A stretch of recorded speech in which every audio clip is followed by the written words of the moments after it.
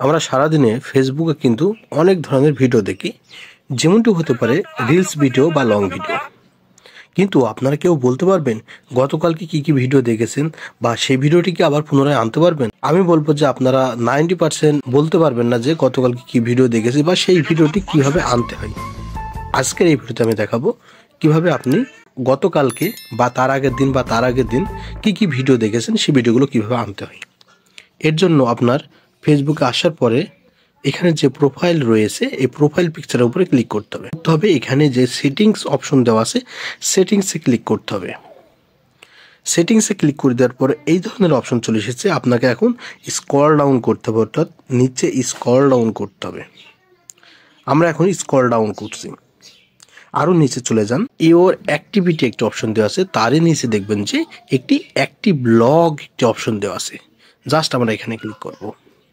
এখানে ক্লিক করে দেওয়ার পরে এই ধরনের অপশন চলে এসেছে। এখান থেকে আপনাদের যেটা করতে হবে স্ক্রল ডাউন করতে হবে। কোন দিকে? ডান দিকে, অর্থাৎ আপনাকে এই দিকে স্ক্রল ডাউন করতে হবে। আমরা এখন স্ক্রল ডাউন করি, দেন আবার স্ক্রল ডাউন করব। এখান থেকে দেখবেন যে ভিডিও ওয়াচেড একটি অপশন দেওয়া আছে, অর্থাৎ যে ভিডিওগুলো আপনি দেখেছেন আপনি ফেসবুকে সেই ভিডিওগুলো দেখার জন্য এখানে ক্লিক করতে হবে।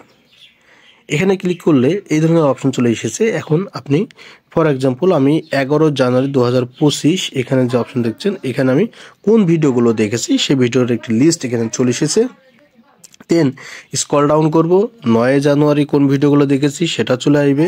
দেন স্ক্রল ডাউন করব 16, 5, 4, 3 এভাবে করে আপনি যত নিচে যাবেন কোন ভিডিওগুলো কত তারিখে দেখেছেন সেটার একটি হিস্টোরি এখানে থাকবে।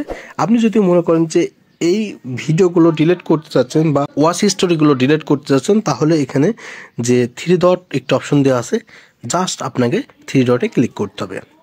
ক্লিক করে দেওয়ার পরে ডিলিট অপশনে ক্লিক করতে হবে, তাহলে ভিডিওটি কিন্তু আপনার প্রোফাইল থেকে ডিলিট হয়ে যাবে।